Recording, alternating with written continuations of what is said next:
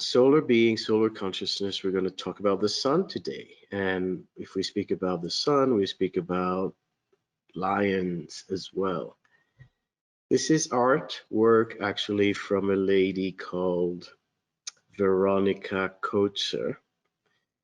If you're interested, you can email her, veronicacoetzer@gmail. And she works with white lions and the shamanistic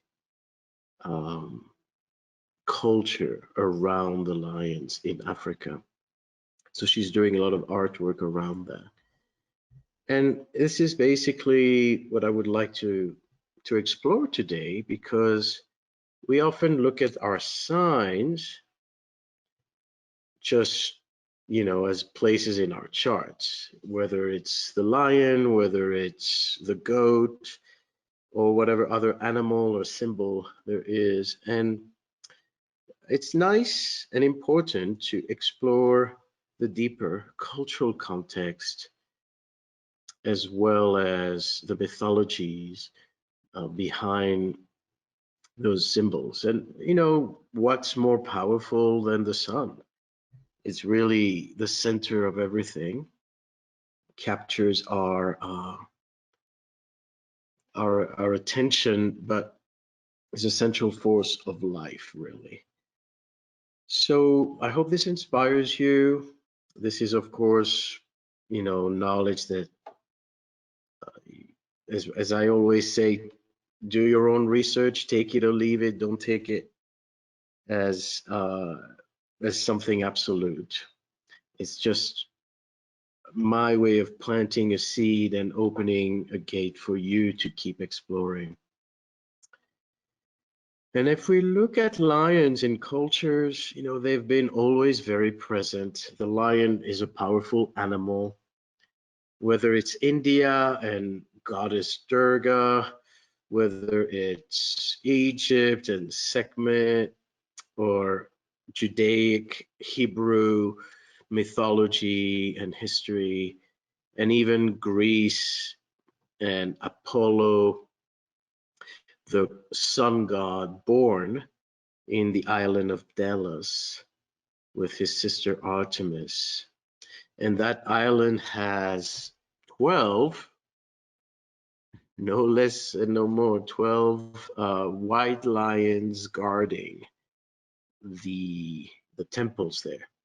I mean, what remains of them, because most of them have been destroyed by weather and whatnot, so some of them have been reconstructed.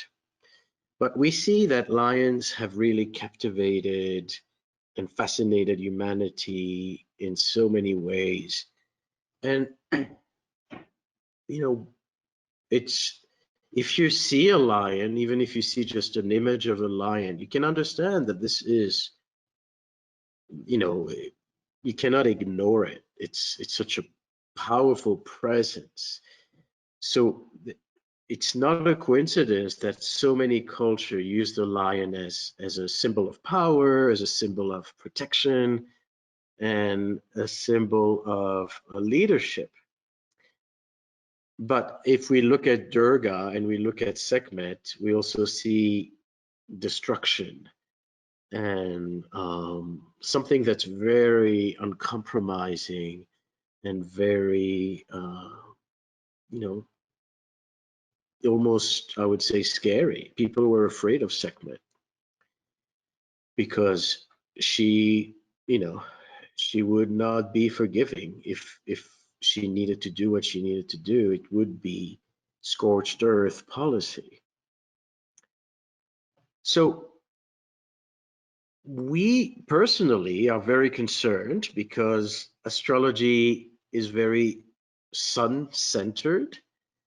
We go beyond sun signs, but we also remember that our sun sign is very important. And we're going to talk about it today as we look at all these myths and we look at the greater cosmology of lions. We're also narrowing this to what does that actually mean in our charts. And like I said, there's something that we will try to understand if we focus on the solar system, and we know that all the planets we are mostly studying are solar system planets, and so the sun is the center of everything in our charts and in our world as far as life on Earth is concerned. However, what does that actually mean? How do we interpret that, and how far do we go for that? We know that astrology relates planets with certain signs, and it is not a coincidence really that the sun represents the lion, that the sun rules the constellation of Leo. It's also interesting that the constellation of Leo, and perhaps some others like Scorpio, are some of the more obvious constellation where you can actually see a lion there and you can see a scorpion there. In comparison to the constellation of Aries, where you really have to use your imagination to see a ram doing anything. So it's interesting that if you look at a lion, once again, whether it's an image or whether you happen to see them in reality, there is absolutely an energy of the sun that comes through. They look like the sun, especially the male with the mane. And, the mane looks like rays of the sun. So I think both the presence, the might, the power of the animal, and the way it looks, naturally gives us that association. So that's just a visual, it's more about intuition and sense. It's nothing scientific about it. But let's keep peeling those layers and see if there's more we can derive from this. This is more symbolism, where the lion and the sun are intimately connected, regardless of astrology. Just in Egypt and Babylon and Persia, even the flag of Iran before the Islamic Revolution had a lion and the sun at the center of the flag. So there is, cultures across the world have made that correlation with and without astrology. And we, of course, are very, very immediately concerned because astrology is part of our daily life, and it's part of our of understanding of ourselves, understanding of life.